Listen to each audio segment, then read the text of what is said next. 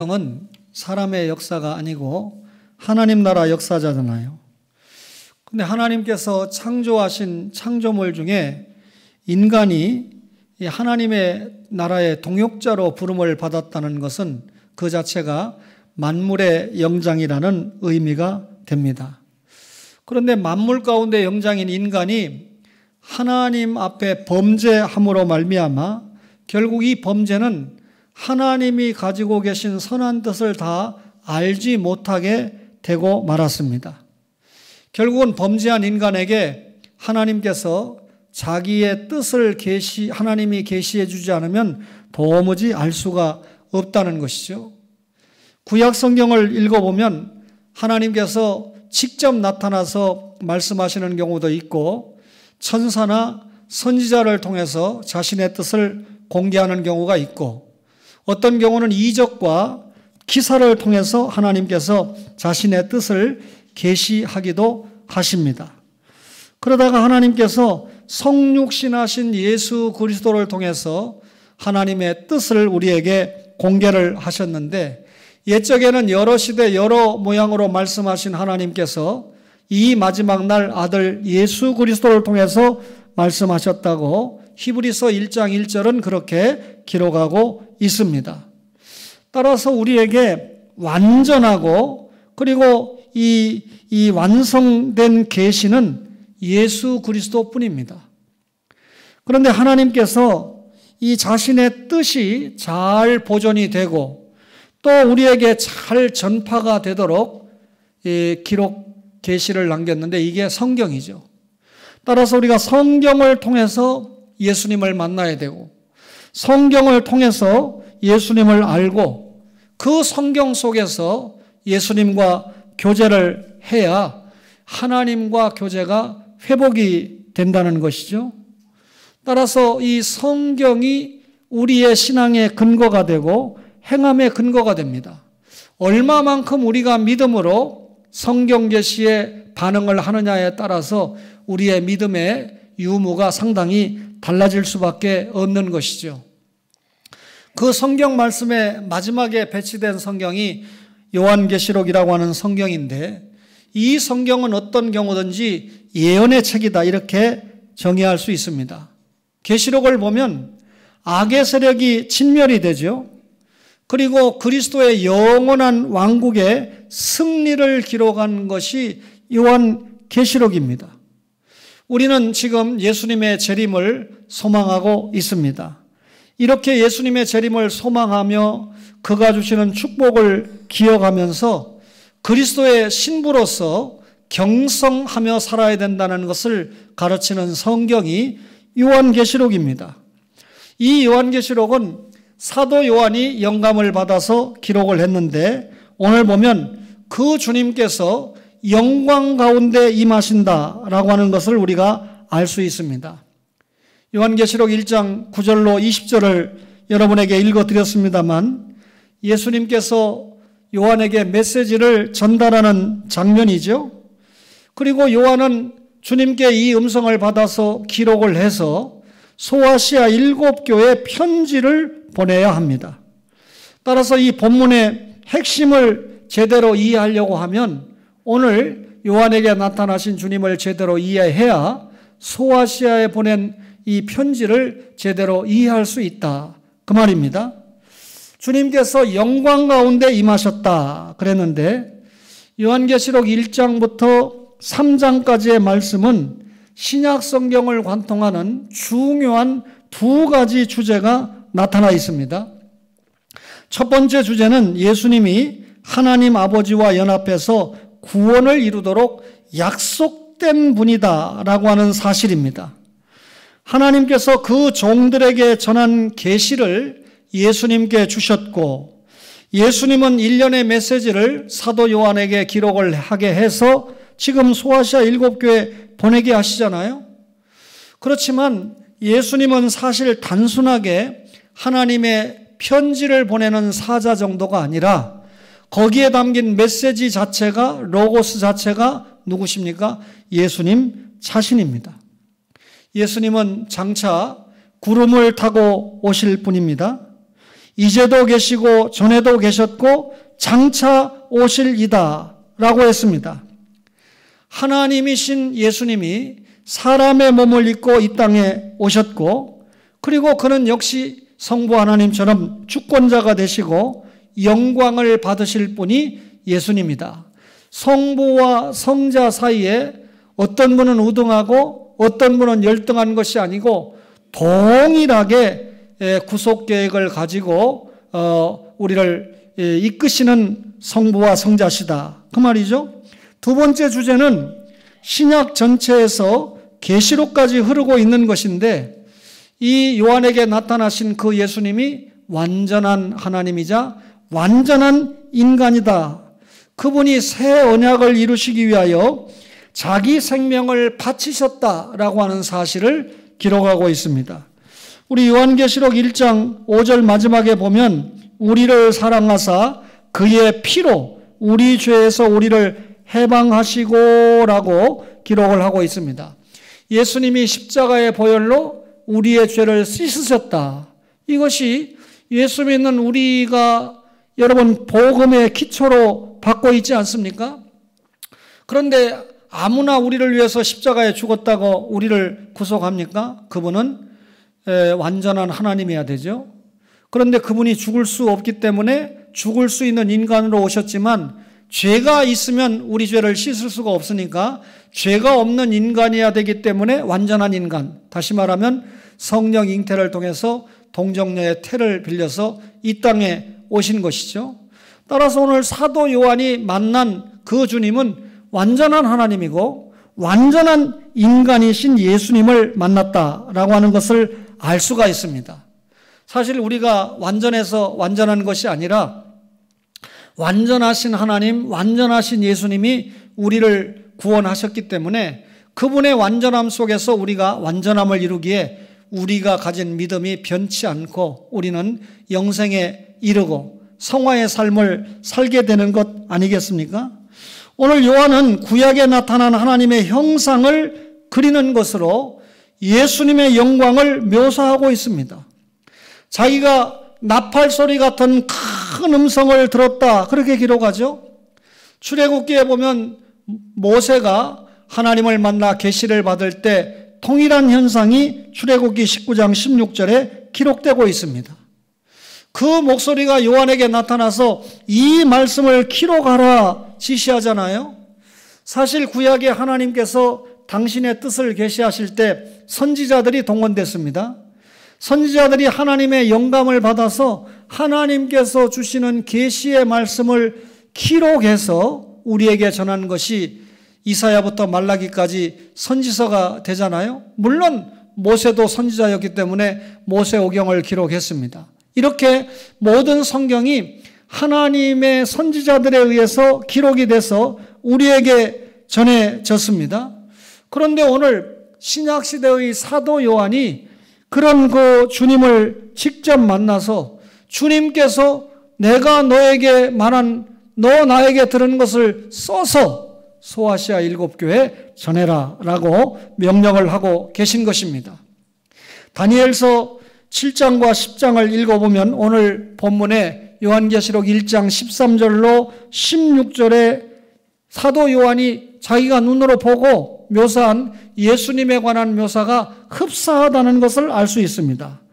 예컨대 오늘 계시록 1장 18절에 보면 사망과 음부의 열쇠를 가지셨다, 인자 같으시니가, 그리고 계시록 1장 14절에 털의 희기가 흰 양털 같다.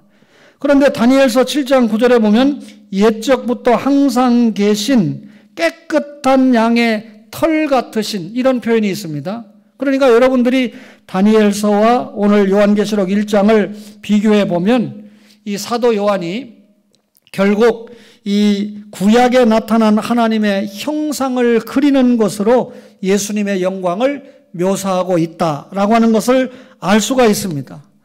예수님은 그저 고귀한 신분의 사람 정도가 아닙니다. 예수님은 완전한 하나님이기 때문에 하나님의 신성을 그대로 가지고 우리에게 오신 분이지 않습니까?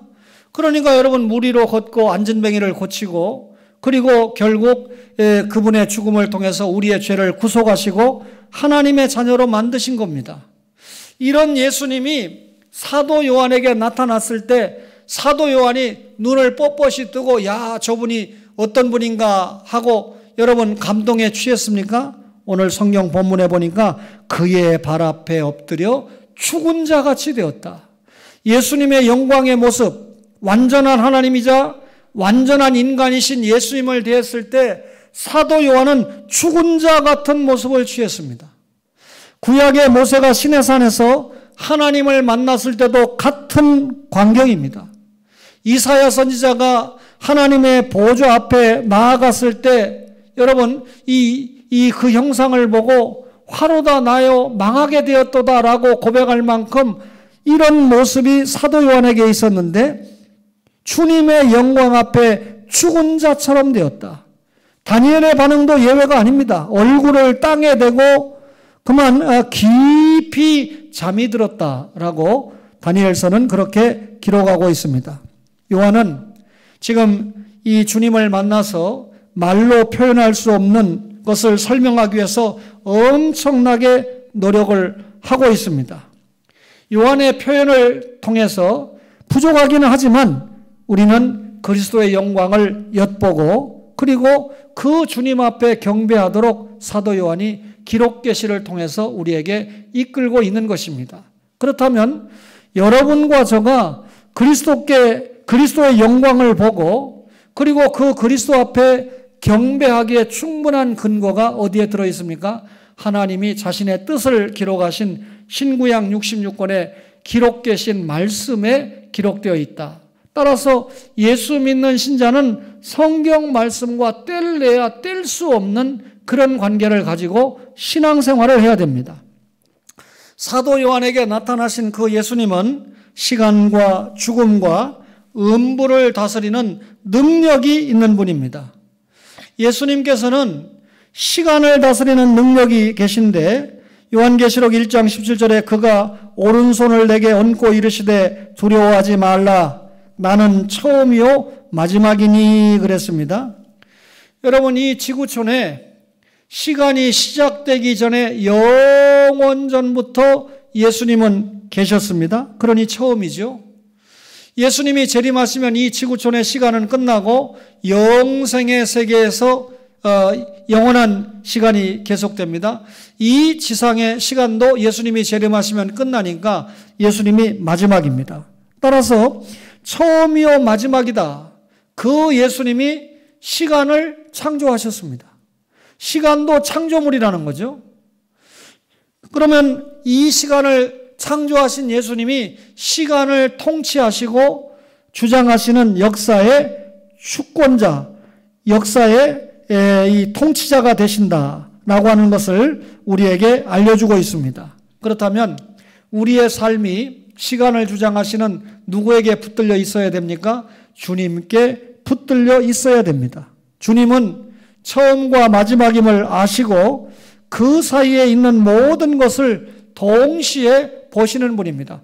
시간의 주관자이신 예수님께서 그 시간 속에 살고 있는 여러분의 시작과 진행과 끝의 삶을 일일이 머리털 새시듯이 아시고 알고 계신 분이다. 그 말이죠. 그러니 구원받은 우리가 우리의 시간을, 우리의 삶을 그분에게 맡기고 살아야 됩니다. 예수님께서는 죽음을 다스리는 능력이 있습니다. 계시록 1장 18절에 곧 살아있는 자라 내가 전에 죽었었노라 볼지어다 이제 세세토록 살아있어 그랬습니다. 여러분 죽음은 피할 수 없는 것이지만 아주 자연스러운 것은 아닙니다. 우리가 여러분 이 땅에 사는 동안에 하나님의 영광의 대리자이지 않습니까? 하나님의 형상대로 지음받고 하나님 나라 일꾼으로 부름을 받았으니까요. 그리고 하나님의 형상을 가진 자로서 영생하도록 창조되지 않았습니까? 그런데 아담과 하와의 죄 때문에 하나님과 분리가 되었어요. 결국 영과 육이 분리가 되는 죽음을 맞이하게 된 것입니다. 한마디로 죽음은 죄의 결과고 죽음은 너무나 우리에게 부자연스러운 것이 되고 말았습니다. 예수님은 이런 죽음을 단번에 뿌리 뽑기 위해서 십자가에 죽으셨습니다. 여러분과 저에게도 언젠가는 죽음이 찾아오게 돼 있죠. 그런데 예수님 덕분에 죽음은 단번에 패할 것이고 죽음의 아비가 되는 사탄은 불못에 던지우게 될 것입니다. 우리는 예수 그리스도의 공로로 새 하늘 새 땅에서 영원히 살게 되는 것이죠. 거기에서 영원한 생명나무가 있고 우리는 생명을 주는 열매를 영원히 맛보면서 살게 된다. 그 말이죠. 그러니 여러분과 제가 분명하게 다시 한번 믿고 고백할 것은 예수님께서 나의 죄를 용서하기 위해서 십자가에 죽으시고 나를 영원히 살리기 위하여 사흘 만에 부활하셨다라고 하는 십자가와 부활의 진리를 확실하게 믿고 고백하는 것이죠. 예수님은 죽음을 다스리는 능력을 가진 분이고 예수님은 음부를 다스리는 능력도 가진 분입니다. 계시록 1장 18절에 볼지어다 이제 세세토록 살아있어 사망과 음부의 열쇠를 가졌노니 그랬습니다. 여러분, 이 음부는 지옥을 말하는데 지옥이 없습니까? 지옥은 실존하는 장소입니다. 여러분, 이 지옥이 실제한다는 것은 영원히 끝나지 않는 긴 시간, 영원이라고 하는 시간 속에 여러분 지옥이 있는데 예수님 덕분에 하나님께서 다스리시는 천국이 우리에게 가까워졌으니까 예수 믿는 신자들은 지옥 때문에 염려할 필요는 없지만 부득불 우리가 이 땅에 사는 동안에 가족이 있고 친구가 있고 친척이 있지 않습니까? 아직도 이들 가운데 천국이 아니고 지옥을 향해서 가고 있는 사람들, 천국 영생이 아니고 지옥 영벌을 향해서 발걸음을 옮기고 있는 사람들, 죄 때문에 하나님과의 관계가 끊어진 사람들 아닙니까?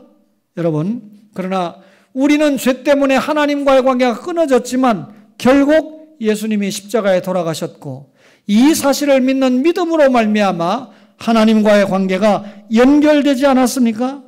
예수 그리스도를 통해서 하나님과 화목할 수 있게 되었고 그리고 결국 하나님과 화목이 됐다는 것은 지옥, 실존하는 지옥은 피할 수 있게 되었다. 그러면 우리가 지옥 영벌을 극복한 이유가 뭡니까? 예수님의 사랑 때문이죠. 이런 예수님이 사도 요한을 찾아왔습니다. 시간도 죽음도 음부를 다스리는 능력이 있는 예수님을 사도 요한이 만난 것이죠. 교회는 예수님의 임재에 힘입어서 사명을 감당해야 됩니다. 사도 요한이 예수님을 만난 이후에 엄청난 사명을 감당한 것처럼 오늘 지상의 교회가 예수님의 임재에 힘입어서 사명을 감당해야 돼요. 다음 주부터 소아시아 7교회를 만나게 될 텐데 우리 교회가 사명을 감당해야 된다. 그 말이죠. 하나님은 말씀을 통해서 늘 우리와 함께 하십니다. 주님이 우리와 함께 하시기 때문에 우리는 사명을 감당할 수 있는 것이죠. 여러분, 지금 우리 주변에 일어나는 이 엄청난 일들이 얼마나 우리에게 힘이 듭니까? 어제 선한교회 김정선 목사님은 그냥 임시로 예약을 해놨는데 제 아내가 더 빨리 예약한 것 같은데 아마 위층 목사님이니까 병원에서 바꿔치기 한 게 아닌가 오해하지 마세요. 그래 바로 주사를 맞았는데 오늘 아침에 제가 아이 목사님 주일날 설교를 오전 오후 저녁 때까지 하려면 오늘 건강해야 되는데 아무 문제 없어. 그러니까 아무 문제가 없다는 거예요. 참 공평하지 않네요. 어떤 분은 며칠씩 누워있기도 하고 약으로 고통을 받기도 하는데 어떤 분은 주사 맞고도 다음날 아무 문제 없이 사역을 끄떡없이 감당하니까요. 세상은 이래요. 엄청난 일들이 주변에서 많이 벌어지고 있는데 사실 왜 문제가 벌어졌습니까? 죄 때문에 출발한 거 아닙니까? 하나님과의 관계가 문제가 생긴 것이 오늘날까지도 이런 문제가 있는 것 아닙니까? 그러나 여러분 이 문제 해결의 축이 어디에 있어요? 예수 믿고 구원받고 하나님의 자녀가 되면 본질적인 문제가 해결되는 것 아니겠어요? 그런데 이스라엘 백성 한번 보세요. 430년 동안 애굽에서 종살이한 것을 유월절 어린 양의 피, 다시 말하면 예수 믿고 구원받은 것처럼 저들을 애굽에서 꺼내서 광야 교회에 옮겨놨어요. 그럼 교회 생활 잘하면서, 신앙생활 잘하면서 하나님이 허락하신 젖과 꿀이 흐르는 가나안 땅을 향해서 날마다 감사하면서 가면 되는데 조금 목마르다고 난립니다. 배가 고프다고 하나님 앞에 불만하고 원망하고 난리가 났습니다. 육신이 조금 힘들어진다고 하나님의 선하심을 의심한 것이죠. 배가 고픈 채로 하나님과 함께 한다는 생각보다는 하나님과 분리가 될지라도 나는 배부른 노예가 되고 싶다 하는 것을 확실하게 보인 것 아닙니까? 말하자면 밥을 먹으려고 하나님께 대한 믿음을 포기하려고 했다는 것입니다. 오늘 여러분과 저가 예수 믿는다고 하면서도 결정적으로 밥 문제, 물질 문제가 딱 놓이면 교회 오는 것도 포기하고 신앙도 포기하는 그런 경우를 얼마나 주변에서 많이 보고 있습니까? 이게 우리의 모습 아닌가요? 예수님과 3년 동안 동거하면서 예수님의 제자로서 공부를 했던 베드로가 있습니다. 그런데 예수님께서 체포가 됐어요. 그리고 십자가형을 받게 됩니다.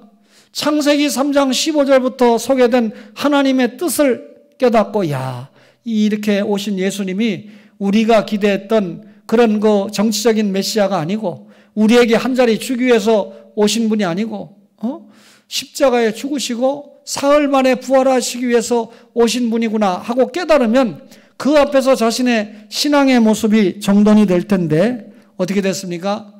주님께 멀찌감치 떨어졌습니다. 그리고 이 어린 비자 앞에서 예수님을 저주하고 맹세하고 부인까지 하는 죄를 범하지 않았습니까? 성경이 보여주는 이런 사례들은 하나님의 임재를 얼마나 빨리 잊어버릴 수 있는지를 우리가 확인하게 됩니다. 정말 이 주님이 불러주시는 그 시간까지 신앙의 경성이 우리에게 필요한 것을 확인하게 됩니다. 장례가 진행 중에 있는데 어제도 또 한 번 제 손을 붙잡고 권사님이 이야기를 합니다. 목사님, 사실 남편 강장로가 이 장기간 한 3년여 이렇게 편찮으셨잖아요.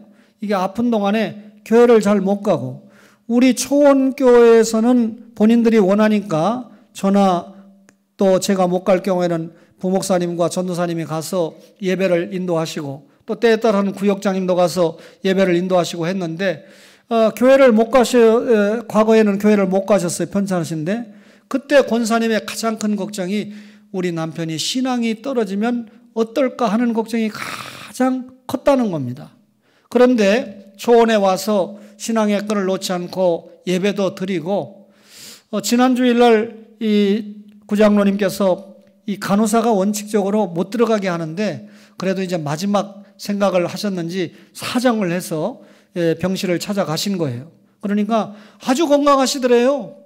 그래서 이런 얘기 저런 얘기를 하시는데 아유 구장로님 빨리 내가 하나님 앞에 가야 되는데 하늘 천사가 나를 데리러 안 와요.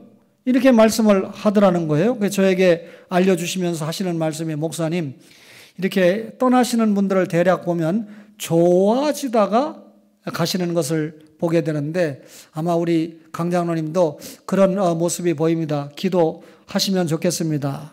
그렇게 제가 듣고 한 주간을 지나는데 금요일 날 밤 한 10시 좀 넘어서 전화가 왔습니다. 지금까지 금요일 날 퇴원을 하셨는데 그러니까 그때까지 입원해서 금요일 날 퇴원하시고 다음 날 토요일 어제죠. 노인병원으로 네 분이 가시기로 계약을 다 했는데 그만 낮에 퇴원하고 대화를 하시다가 갑자기 호흡은 있고 의식이 끊어지더라는 거예요. 그러니까 대화가 안 되는 거예요. 그래서 이제 저에게 보고를 해서 바로 제 아내하고 도착을 하니까 밤 11시가 좀 넘었습니다. 그래서 노인병원으로 가실 거냐 아니면 일반 병원으로 가셔야 되느냐 이런 얘기 저런 얘기 한참 그 자녀들이 또 의견이 다르니까 한참 대화할 수밖에 없잖아요. 12시가 되니까 제가 또 이 이 예배를 드리고 가야 되겠다 해서 12시에 예배가 시작이 돼서 대략 19분 정도의 설교가 끝났습니다. 무슨 설교를 했냐면 지금 호흡이 가빠르고 어떻게 될지 모르는 상황이니까 고린도전서 3장을 통해서 금은 보석, 나무 풀, 집과 같은 신앙. 결국은 여러분 이것은 다 구원받은 신자들인데 예수님이 재림하시면 불심판 아닙니까? 금은 보석은 안 타요. 나무 풀집은 타요. 구원받았지만 나무 풀집은 부끄러운 구원을 받는다는 뜻이고 간신히 구원받는다는 뜻이고 금은 보석은 하나님 앞에 상급을 풍성하게 받는다는 비유이지 않습니까? 이 설교를 했는데 그 딸 권사는 목사님이 하시는 설교를 우리 아빠가 다 알아들으실 겁니다. 무슨 말이냐면 가족들이 지금 아버지가 못 알아듣는다고 이런저런 얘기하면 안 된다. 아버지가 가장 좋아하는, 아버지가 가정에 와서 가장 좋아하는 이야기를 해야 된다. 그렇게 이야기한 것을 보면 제 설교를 들으셨을 거다 하는 생각도 제가 확신이 듭니다. 설교 다 끝났습니다. 기도하고 이제는 하고 축도하는데 축도하는 그 시간에 운명을 하셨어요. 그러니까 예배 중에 부름을 받은 거에 대해서 권사님과 유족들이 큰 은혜를 받고 또 하나님 앞에 감사하고 지금 장례가 진행되는데 이미 다녀가신 우리 가족들은 알지만 일부 예배 때 제가 이야기했습니다. 제가 30년 이상 목회하면서 가장 은혜로운 장례를 진행하고 있다. 소위 목사의 어머니와 아버지가 돌아가셔서도 제가 통제되지 않는 이 인척들 가운데 술잔치를 벌이고 해서 경건한 모습으로 좀 장례가 됐으면 좋겠다고 하는 생각이 구현되지 못했는데 지금 이 장례는 철저하게 손자 손녀들이 애들이 이 컴퓨터도 하고 싶고 친구들이랑 놀고도 싶을 텐데 예배 드리자 그러면 다 들어와요. 그리고 할아버지가 운명하셨는데 어린 손자 손녀 하나도 바깥으로 무섭다고 안 나갑니다. 자기 할아버지 살아계신 것처럼 이 대화하고 씻겨드리려고 하고 눈을 감겨드리고 코를 막아드리고 하는 거 다 어린 자녀들이 하는 것을 보면서 참 믿음으로 키운 자녀들이다라고 하는 것을 제가 확인을 했습니다. 사람을 높이려고 하는 거 아닙니다. 여러분 이 장로 결국은 죽는다라고 하는 것은 신앙만 남고 직분만 남아요. 거기에 보니까 장로 아무개 이렇게 써 있는데 그러면 어떤 장로로 살았느냐, 어떤 신자로 살았느냐, 어떤 신앙으로 살았느냐 하는 것이 다 기록되는 것 아니겠습니까? 하나님의 임재를 얼마나 빨리 잊어버리는 인간입니까? 권사님의 고백 속에 자기 남편이 끝까지 하나님과 동행하다가 하나님의 부름을 받은 일에 대해서 감사하고 지금 장례가 진행되는데 한 번 정도만 감사하면 되는데 저를 만날 때마다 목사님을 만나고 초원을 만나서 이렇게 저희들이 복을 받아서 얼마나 감사한지 모릅니다. 아마 번영신학에 입각한 분들은 목사님을 만나고 초원교를 만나서 우리 남편이 벌떡 일어나서 그만 병마를 깨우치고 살아나야 복받았다 이렇게 말할 것인데 전혀 그런 모습 아닙니다. 자기 남편이 편안하게 주님 앞에 간 거. 박윤선 목사님이 돌아가시기 전에 방문하니까 박병신 목사님에게 목사님 저를 낫게 해달라고 기도하지 말고 제가 예수님 앞에 바로 갈 수 있도록 기도해 주세요 라고 하도 요청을 해서 그렇게 기도했더니 기도 끝나고 나니까 바로 주님 앞에 가시더라는 겁니다. 정말 행복한 죽음이었다 생각합니다. 그 예수님께서 십자가와 부활의 공로를 이루시고 여러분 떠나시면서 뭐라고 그랬습니까? 내가 떠나가면 진리의 성령 오신다.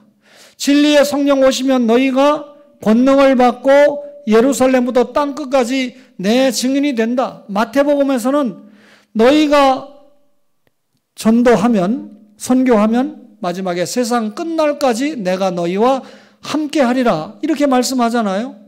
결국 여러분과 주님께서 맡겨주신 선교 사명, 구령 사명을 감당할 때 우리와 주님이 함께 해 주신다는 거죠. 이 말씀은 예수님께서 지금도 교회를 꼭 붙들고 계신다는 거죠. 말씀과 성령을 통해서 지금도 예수님께서 우리 교회를 붙들고 계신 줄로 믿습니다. 그러니 아무도 예수님의 손에서 우리를 빼앗을 자가 없다는 것입니다. 우리가 사람들을 제자로 삼기 위해서 나아갈 때 예수님이 우리와 항상 함께 하심을 기억하셔야 됩니다.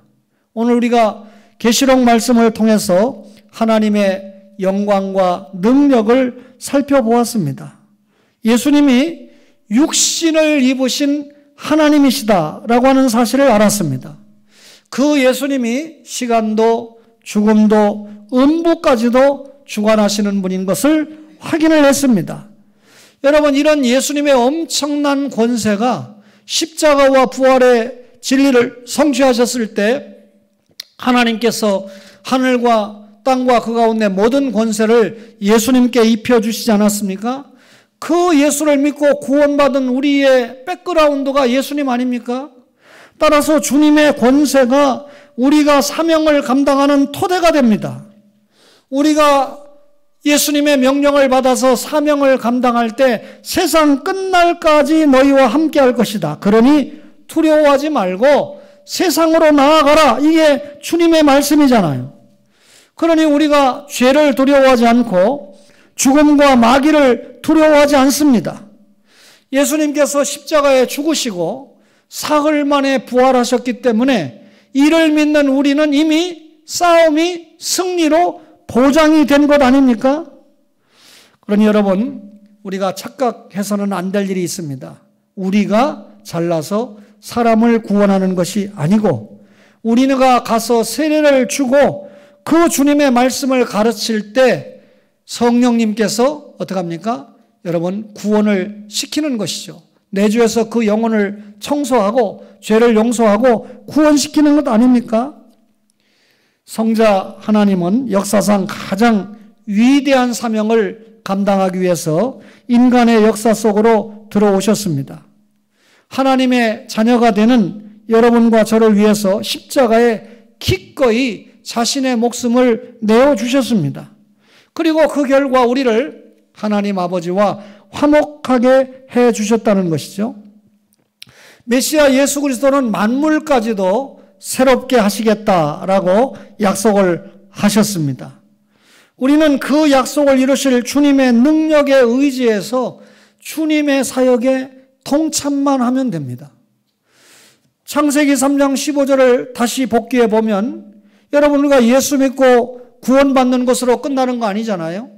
예수 믿고 죄 용서받으면 다시 창세기 1장에 무죄한 상태에서 에덴 동산에서 하나님 사명을 감당했던 것처럼 하나님 나라 일꾼으로 돌아와야 돼요. 구원받았다는 것은 하나님 나라 사명을 감당하는 일꾼이 되었다는 뜻입니다. 그런데 오늘 많은 교인들이 이 사실을 모르고 구원받은 것에 만족하고 성화생활과 사명 감당에 미진한 경우를 우리가 확인하고 있지 않습니까?